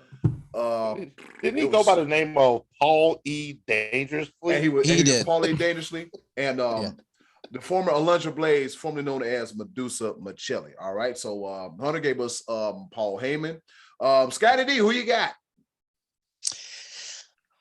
I hate to not say Elizabeth because I was gaga over her when I was growing up, when I was in my formidable years, and there she was, beautiful, beautiful in the sequin thing, But I can't bypass Captain Lou Albano. I think he was like the standard bearer for what managers were, and like Max was talking about, he was very integral part of that rock and wrestling connection. But even before that, one of my all-time favorite moments when I was a kid, I was a fan of the Magnificent Muraco, which I don't know if you would know that him, Hunter, but he was, when I was just a kid, he was the Intercontinental Champion for a long time. Captain Lou was his manager. He managed Crippler Ray Stevens, a couple other guys, the Wild Samoans. He had himself a stable, but Muraco was the Intercontinental Champion. And back in those days on Saturday mornings, I would watch an hour of, they called it studio wrestling. And it was always the stars beat up a jobber. It was, you didn't get nearly the competitive matches that they show on regular TV. And Magnificent Muraco was beating up a guy, and Captain Lou Albano was at ringside, and he would hand him a meatball hoagie, and he would take a bite out of the hoagie and hand it back, and he'd punch the guy and beat him. Then Captain Lou would hand him a Coke, and he would drink the Coke. He literally ate a whole meatball sub. His mouth was full, and he's spilling Coke all over. It was awful and disgusting. It was so perfect that Captain Lou Albano and Magnificent Muraco were out there eating a meatball sub while he beat some guy up, and that was fantastic. And I want to do an honorable mention. I don't know if you would even remember this guy, Eddie, because he died when I was very young, but a guy that they called the Grand Wizard of Wrestling. Yes, he had. And he was the sunglasses and the multicolored hat. And he was Sergeant Slaughter's manager, and he's one of those old guys that talk like this, and nobody can beat Sergeant Slaughter, that kind of guy. So Grand Wizard of Wrestling was another good one from back in the days. How about you, B-Live? Who you got? Well, I've already mentioned who, because me and Hunter are in agreement with who we think. I'm a Paul Heyman guy without question. But I do have an honorable mention, and this is going to be a little bit off topic, but I got to include because he was the manager at one point in time. But I think he did much better work when he was the general manager. I'm a Teddy Long, Theodore Long. Holla at a player. Yeah, that's a good one. He'd always be setting up matches with The Undertaker. It didn't matter who it was. You got a match against The Undertaker. He was his own personal hitman. The Undertaker, player. Holla. Man, it just you got Nunzio over here. He's like, what? Oh man, but I just wanted to mention him just because, like, just the lengths that he went to, because he started off as a referee. Mm-hmm. He started off as a referee and then became a manager, and then became like he went up the corporate ladder, so to speak, and he was a personality. He added a lot to the product, and I mean, it was just it was dumb, but it was entertaining at the same time, man. I enjoyed it, so I definitely had to mention him. And then and then somehow that stupid computer became the general manager. That was the dumbest thing I've ever seen in my entire life. But I just, God, they thought that was a good idea. Whoever knew a mechanical device could get so much heat? So they, I think that's what they were aiming for. and it worked. It freaking worked. God, it was so stupid. Let's also not talk about John Laurinaitis, you know. Hey, Vince, looking kind of vascular, buddy. Power to the people. Power to the people. People John learned power. Yeah. I think he suffered that in a match. He did something to his throat, but hey, Vince. Oh, did he really? Yeah, I didn't know that. Yeah, but it's like, don't have this dude. John Laurinaitis, just why would you have him on a mic? It's like there's a lot of other things you could do. Like wasn't he like a vice president of talent development? Yeah. Yeah. It was perfect though. That voice made him annoying. That was perfect. And see from what I hear, the director of talent relations, that's not a job you want. And so with the masses knowing that he has that job, that made him, I guess, was like, well, since they already hate you, well, let's put your ass on TV and they'll boo you out the building. I think that's one of the main reasons why they did it. But just want to ask this question because you know better than I would. When it came to what was that nightmare plane ride or whatever? The plane ride from hell. Plane ride from hell. Wasn't JR the vice player? Yep. He sure was. That was his position at the time. Yeah. Yeah. That's not Jesus. That is dealing with all them personalities. Drunk at 30,000 feet above. There ain't no way in hell you got Brock Lesnar and Vince McMahon wrestling, or was Brock Lesnar and Mr. Perfect wrestling? But But all right. So go ahead, Scotty. You gonna say something? I was gonna ask you who your manager choice was. Oh man, I've been watching. Shout out to my father.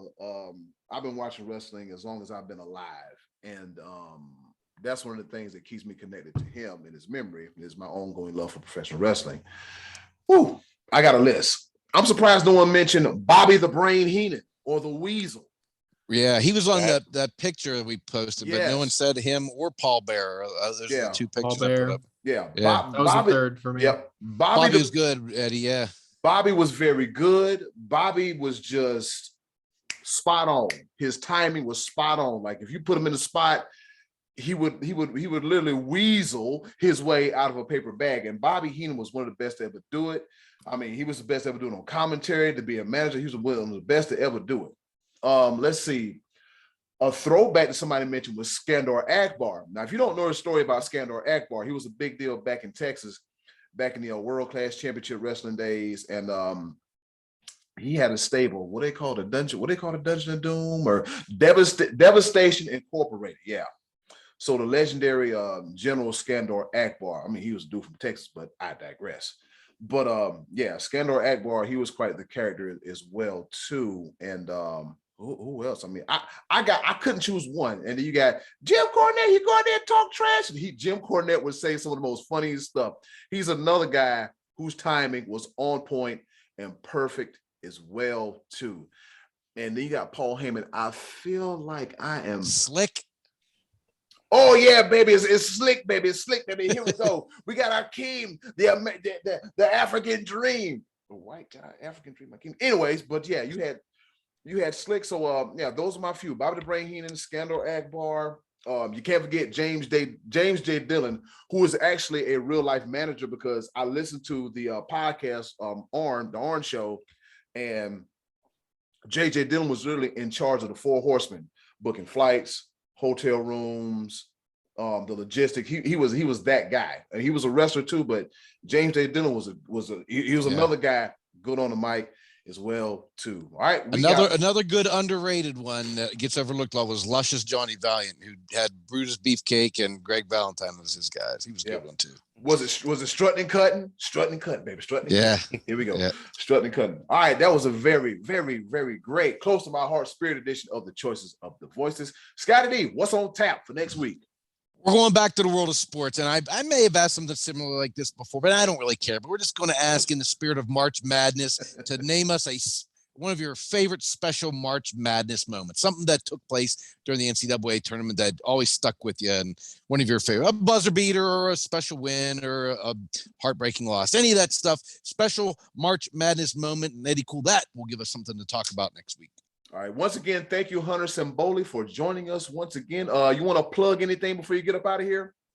Yeah, of course. So April 11th will be the first episode of the Guardians Weekly Show. That'd be airing on the Keon Sports YouTube channel. It'll also be on their site as well. But we're going to hype it up for this next month and prepare. That first episode, again, is going to be on 4/11 on the Keon Sports YouTube channel, being the Guardians Weekly Show. So very excited for that. Very excited to get back to work on that as well. Yep. Awesome. Congratulations on that. Congratulations on that, Hunter. And Hunter will be a reoccurring guest during the baseball season and Choices of the Voices. Hunter, we just like having you around, man. We're gonna give you your flowers now. We like having you around. You're fun, you're entertaining, and we just enjoy you, man. We just enjoy you. All right. Hey, absolutely. I appreciate y'all as well. I appreciate talking about sports, because I don't got nobody around me to tell them. I'll tell you that much. Hey, you know That's what? how we got started. And I promise you. That's how we got started. That's You how we talk got to yourself, pretty much. Yeah, that's how we got started. Because Scottie D sent me a text one night. He said, "Man, you know what? I'm talking sports, but these couches won't talk back to me." I was like, "Oh my God!" I was like, "I got to get something sick together." of talking to the couch. Yeah, I can tell you right now, just something after doing this for 3 years, I annoy the crap out of people now because of the amount of knowledge that I've obtained over the course of 3 years, because I want to talk about it all the time, even during trivia. Like, I am the sports guy on my trivia team, and so I've gained a wealth of knowledge just today by hearing all the stuff that you had about baseball. I want to throw in this real quick for him before he leaves. Go ahead. We're going to edit it out anyway. Go ahead. Shut up. Anyway, the baseball draft is actually very similar to most other drafts.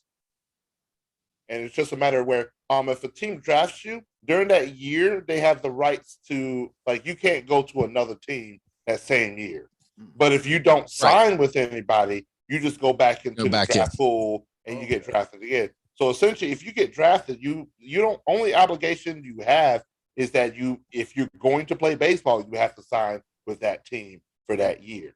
But but after that, then it's free game. Right.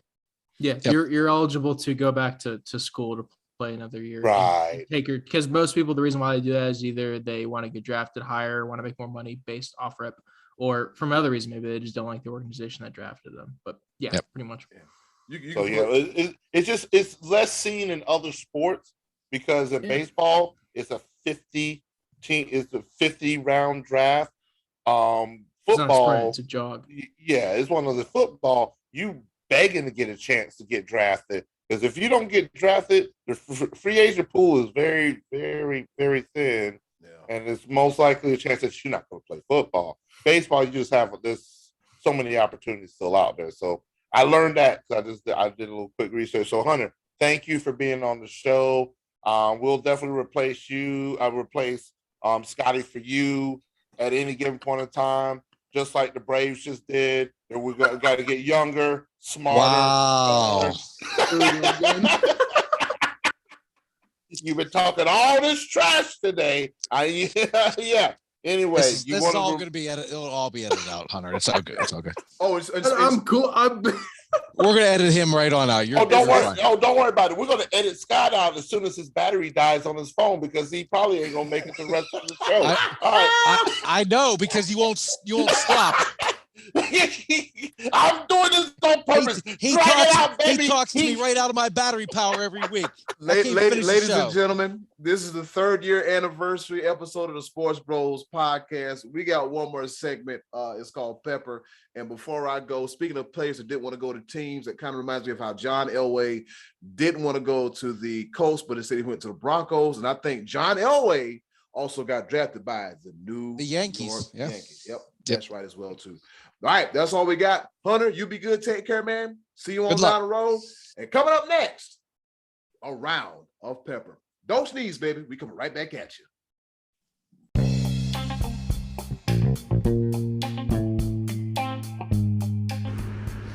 Okay, boys, let's bring it home with a round of pepper.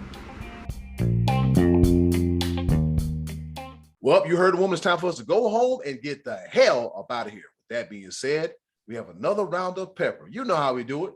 3 topics, rapid fire style, kind of, sort of, not really. Here to engage, enlighten, and to entertain, okay? And of course, in typical pepper fashion, I'll go first, all right? On this day in history, back in 1869, the Cincinnati Red Stockings became the first professional baseball team. Yes, the first professional baseball team originated out of Cincinnati, Ohio. They've had some trials and tribulations, some good years, some bad years, and they eventually changed their name from the Red Stockings to the Cincinnati Reds. All right. And here's a little rundown of the franchise: 5 World Series titles, 9 National League pennants, 1 American Association pennant, that's the old baseball league, 3 National League Central titles, and 7 NL West Division titles. How in the hell do you put Cincinnati in the West when it's just north of Kentucky? I never understood these division alignments and all that. Now, a little quick, a little bit of bulletin points about the Cincinnati Reds. They were kicked out of the National League, and that's when they went to the American Association and won the pennant. And then later on down the road, it was like, you know what? You guys been doing pretty good. You've been behaving. All right, come on back to the National League, and they've been there ever since. So on this day in history, the Cincinnati Red Stockings, later to be named Reds, become the first professional baseball team. Over to you, Scottie D. All right, I want to talk to you about a trade. Didn't see it coming going into the season last year, but Amari Cooper is gone from Dallas and over in your neck of the woods, Eddy Cool, to Cleveland. I knew going into the season last year that Michael Gallup was a goner, and he just signed a new 5-year contract with the Cowboys. Amari Cooper, when he arrived in Dallas in 2018, changed things for Dak Prescott. He became this instant target for him, his go-to guy, and they had a lot of chemistry. And for whatever reason, he fell off the cliff this year. And I think when it came down to it, Jerry Jones couldn't tolerate the fact that this guy did not get his vaccine shot, missed a couple games of COVID, then went to a basketball game with no mask on, right in the middle of the whole thing. Not to mention he had under 1,000 yards, not so many good games on the road, and his touchdown totals decreased. I don't think Jerry Jones thought it was a good idea to pay $20 million for all that.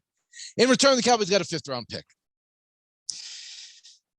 Not the best return for having given up a first to get him a couple years ago. You get a couple good years out of him. But hey, we got Michael Gallup, Cedric Wilson's gone, Blake Jarwin's gone, Greg the Leg's gone. Big things happening in Big D. Glad Dak has that big contract. Yeah, be live over to you. Oh, Scottie D, I just love when you segue into my moments because my first pepper point of the evening also surrounds decisions made by one Jerry Jones, particularly with the money that he decides to spend. And he did not want to spend $20 million on Amari Cooper and being unvaccinated. But maybe Jerry Jones, after he made a mistake early on in his life and decided to do something unmasked, decided to pay a young woman in the tunes of $375,000, according to reports, to a little hush-hush money to not tell anybody that he was the father of her child. Uh-oh. Fast forward 25 years later, this woman has decided to sue Jerry Jones and alleges that this is exactly what happened, that Jerry Jones paid off her mother to conceal that he was the biological father. And now she's seeking damages and blah, blah, blah. She's recently divorced, so I'll see how far that goes. There'll probably be some more hush-hush money, but you know how I am when it comes to these franchise owners, whether it be the NBA, NFL, or such and such.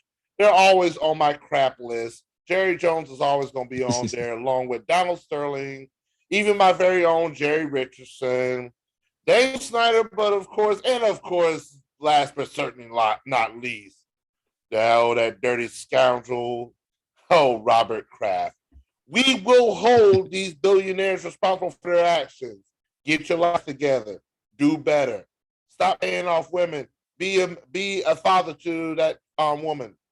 Eddy Cool, the ball. Did you hear there was going to be like a revamped version of the Nasty Boys? And do you know who the group is going to consist of? Oh boy. Jerry Richardson, Jerry Jones, and Robert Kraft.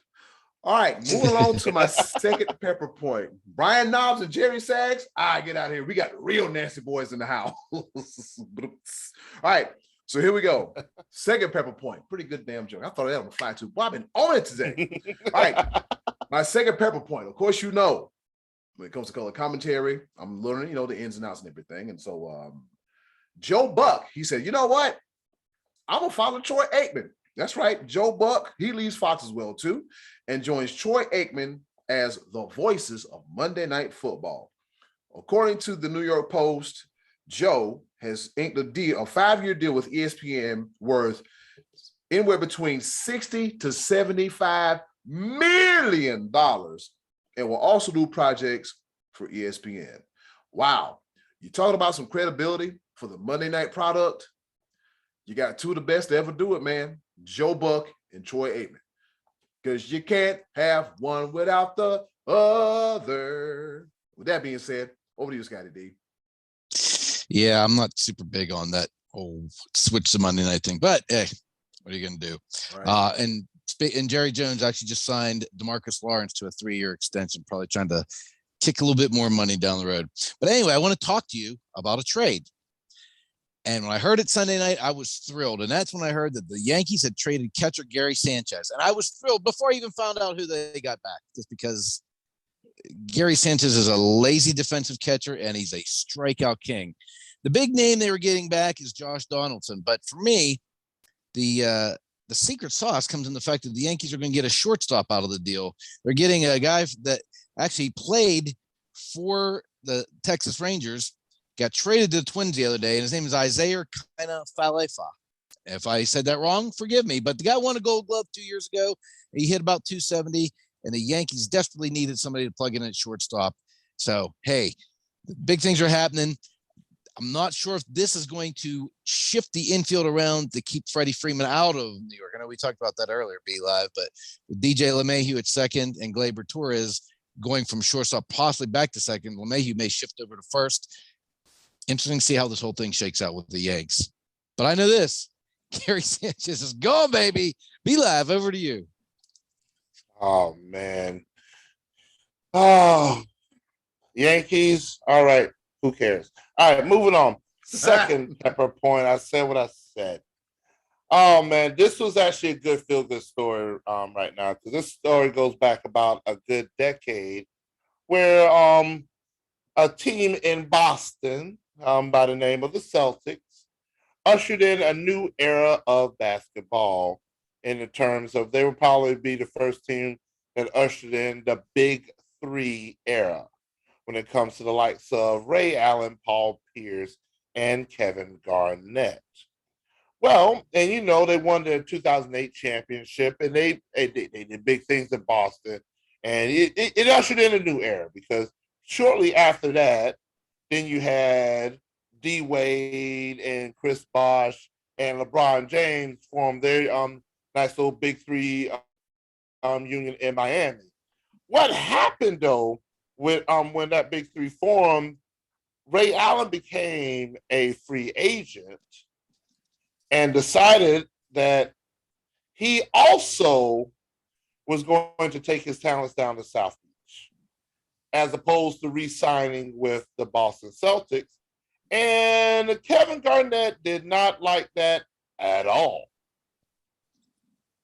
But and it's been well documented, but I can say as of today,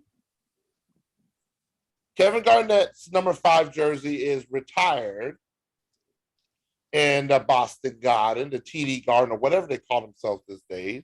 But Boston Celtics, of course, a storied franchise. During his retirement ceremony, Ray Allen was in attendance and was invited by Kevin Garnett And Kevin Garnett said during his speech, he said, "It's good to see Ray Allen here. Real, it's good to see you, man. You next, dog." And it seems like a decade-long rift between the two that's been well documented. You even saw that at the 75th anniversary celebration where they really didn't talk to each other. But it was reported that after it was all said and done behind the scenes, they did get a chance to talk, and they buried the hatchet. So it's good to see that two people, Hall of Famers, both of them Hall of Famers without question, are able to get along and bury the hatchet. Eddy cool the ball. All right. And my third and final pepper point, I ain't got one. No, I just want to say thank you for 3 years of the Sports Bros podcast. The shout out to the Almighty B Live. Shout out to the Money Man Scottie D. A real quick story. The podcast, the idea was conceived back in 2018 after my mother passed away in December. So I needed something to keep me going, something to keep my mind in track. And Scottie D was like, "Hey, these here couch cushions ain't talking back." And I was like, "Oh, I think Scottie D, we were in Daniela's in North Myrtle Beach where we were talking about the Sports Bros podcast. If I remember, we were in Daniela's talking about that. We kind of had a little brief conversation about that, and then trying to figure out and put everything to work. And then, Almighty B Live was, had to go do his just due. And as soon as he came out and was ready, I said, "Hey man, I got something for you to do." And here we are, 3 years and 147 episodes later. I just want to say, fellas, I love y'all. Thank you. Thank you so much for just spending every Monday evening with me, doing this here podcast and doing what we do best, talking sports, just the way we like it. It's a Sports Bros podcast, by the fan, for the fan. Sports talk, just the way you like it. And we're only getting started. Over to you, Scottie D. Well said, man. I've enjoyed for sure these 3 years. And in this, I tell you, especially in 2020 during the pandemic when I wasn't talking to anybody and I was hiding in the house, this was very, very good for my mental health. But I do want to talk to you about a trade. And I'm talking to you about trading blows. And this was at the UFC pay-per-view last week when Jorge Masvidal and Colby Covington, who hated each other so much, got in there and then just wrestled. And Colby just laid on him. It was a terrible pay-per-view that night. It was a terrible match. A lot of laying on things. But anyway, Jorge Masvidal has fooled me for the last time. I'm no longer interested in watching him fight. He talks a big game. He had one big flying knee against Ben Askren, and then he popped Nate Diaz's eye open in Madison Square Garden and won the BMF belt. And since then, he's lost twice to Kamaru Usman. Now he's lost to Colby Covington. And I think he's just not quite at that level that these other guys are at now, these top guys in the division. And Colby Covington wants to move on and fight Dustin Poirier. I don't know where you go with Masvidal. He just signed a new deal with UFC, so he's got more fights coming up. But sign me up is not all that interested anymore in Jorge Masvidal. Hate to say it, Game Bread, but I think your time has come and gone. Be Live, over to you. Oh, man. Yeah, that was not a good fight at all. And I'm going to close this out the way I know how to do things because a third and final pepper point got to come with it. Before I get into that real quick, man, when I tell you I was in the penalty box, real life penalty box for about 5 months, this was a lifesaver. 3 years later, I love both of y'all, man. I love this to the bottom of my heart. Yes, sir. So I'm gonna go ahead and get that out the way, you know what I'm saying, and get all choked up. But you're welcome. Yeah, thank you. God, you're still an ass. All right, cool. Well, but at least we can get it together and we can come together and do our thing a little bit better than a couple of teams in the NBA, because you would think the multi-million-dollar, close to $1 billion organization in the NBA, they have people in place to make sure that you come out of the locker room in the correct uniform. Well, that did not happen when it came to the Memphis Grizzlies and Oklahoma City Thunder. This game was played in Memphis, and both teams decided to come out in their white uniforms. Now, Oklahoma City had a choice of what uniforms they were going to wear. They had posted on the NBA site that they were going to wear their white jerseys. So Memphis would have to wear their blue jerseys, and that's what Memphis posted. Somehow the wires got crossed. They come out the locker room and do their whole practice and warm-ups and everything. They're both wearing the white uniforms. It wasn't noticed until the game was about to start. They're about to do tip-off, and wait a minute. Houston, we have a problem. Y'all both, everybody wearing white. I don't know who's on what team. They both have very similar color schemes. So the Memphis players got sent back to their locker room. Y'all will have to change, get it together, and as Scottie D would say, do better. Come on, bro. You come out there. Make a phone call. Maybe make a phone call. Who is in charge? What happened? What is going on? What happened? And man, but you know what? I was over here, I was scratching my head and shoulders. We need that sponsorship money. And very soon, there will be another episode of What Happened. Stay tuned. Year 4 of the Sports Bros podcast. Underway. Yes, we're underway. Year 4. Underway. And before we get out of here, we got to report some sad yet tragic news. Two-time WWE Hall of Famer and co-founder of the NWO, Scott Hall, has been called home to the big squared circle in the sky.